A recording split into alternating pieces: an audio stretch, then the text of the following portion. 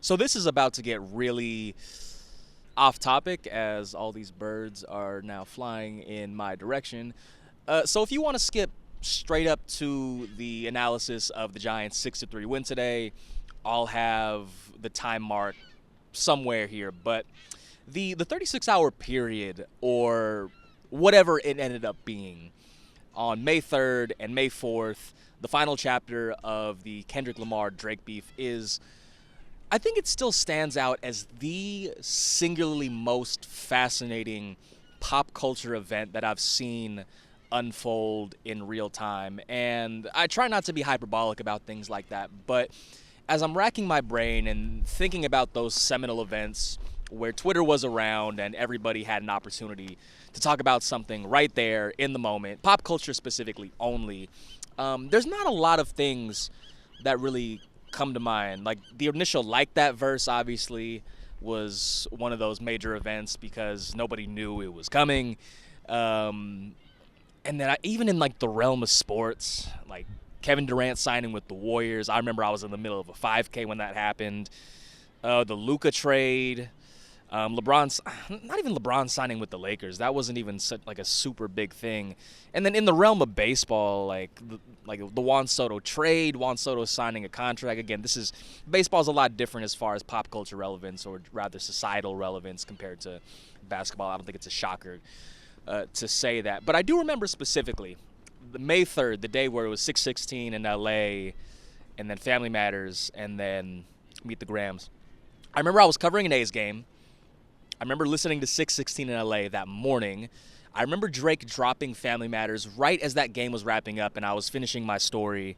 And so I didn't really have time to listen to it, and I was like, whatever.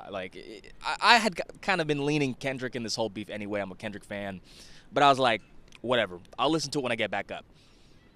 And then we get back up from post-game availability and Meet the Grams was dropped. And that's when you kind of knew, like, this was something different. Like, this was a capital M moment. This is something that we were going to always remember. And then I remember the next day I was out shooting with my cousin, being photography, get that for the record. And we were on Ocean Avenue in San Francisco.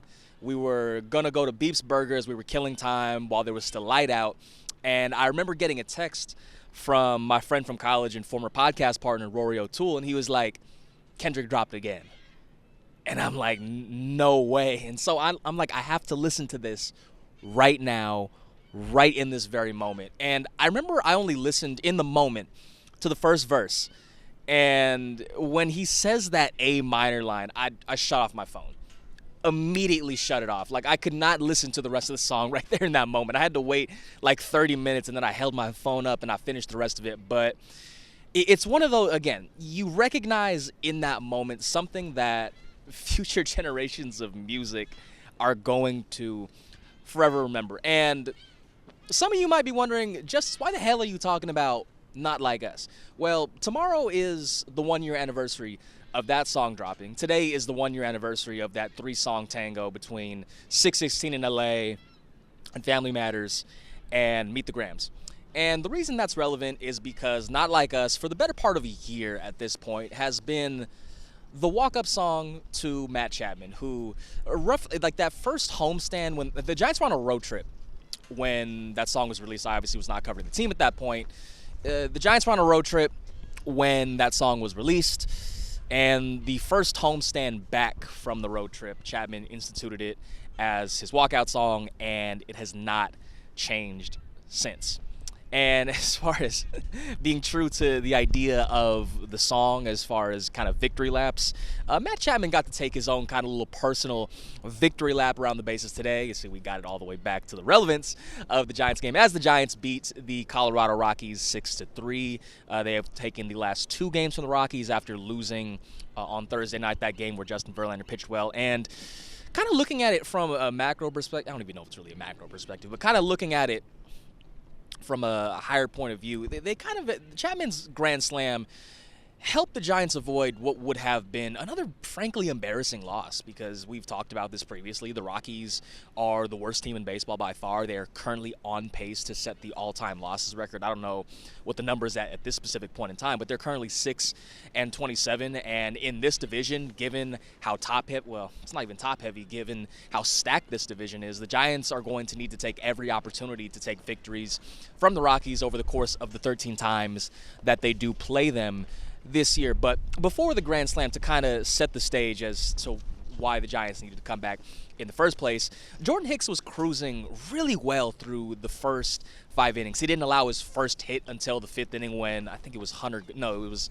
Kyle Farmer snuck a single through center field, and Farmer ended up getting in scoring position, but Hicks shut that down very quickly. So the Giants go into the 6th inning with a 1-0 lead. The only run that they had generated up to that point was a solo homer by Luis Matos, and we'll get into Matos in a second.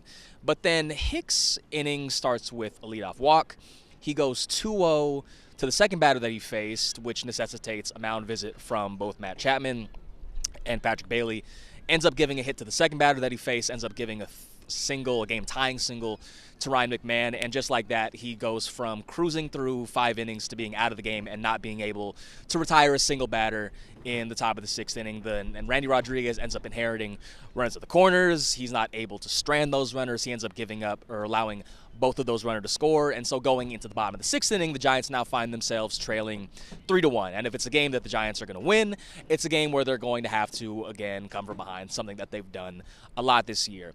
Three of the first 4 batters of that inning, Luis Matos, Mike Yastrzemski, and Willy Adames, draw walks to load the bases.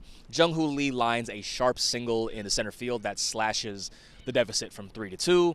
And then Matt Chapman, with the bases loaded, comes to the plate and just barely sneaks one over the center field fence into the Rockies bullpen, gives the Giants a 6-3 lead that they would never give up. And just because I have to, he had just enough mustard on that hit to center field. That's that is so bad. But the Giants have now taken, at the very minimum, 2 of 3 from the Colorado Rockies. They'll have an opportunity to take 3 or 4 tomorrow, which wouldn't be a sweep. And as I talked about in San Diego, it's not necessarily a must sweep. But again, given the teams in this division, given how stacked this division is, any opportunity to beat up on the Rockies is an opportunity that they're going to need to take advantage of over the course of this year, the next time they play them being in June. Now, going to Luis Matos, this early season has really been a struggle for Matos. Entering play, he had the lowest OPS on the team, which was .411. He hadn't had an extra base hit since April 2nd, which was the date that he hit his first homer.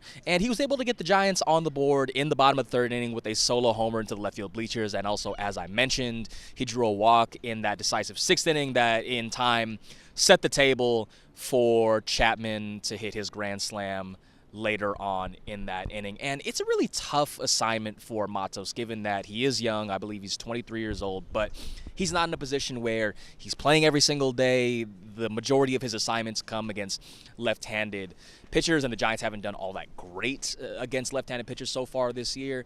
And Matos, again, despite being very early in his career and being in a position where guys his age typically will get at bats every single day, now has to navigate the reality of being a guy that comes off the bench and plays every couple days. One of the things that manager Bob Melvin did say about Matos is that he wasn't working as many deep counts as compared to spring training, which, given Matos' particular skill set as a very not free swinging necessarily, but he's a high contact guy, he's not going to draw a lot of walks. Matos wasn't exactly getting the best pitches in the world to hit at, but one of the things that Matos hopes to do going forward is to get into deeper counts, be more selective with the types of pitches that he's getting, because one thing that I mentioned during spring training is that his contact rate is really good. It would be one of the best in baseball.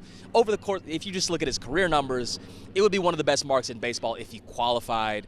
But the thing with Matos isn't necessarily just putting bat to ball, but finding the pitches necessarily in order to do damage. And as we saw in the bottom of the 3rd, he was able to find a pitch that he was able to do damage with.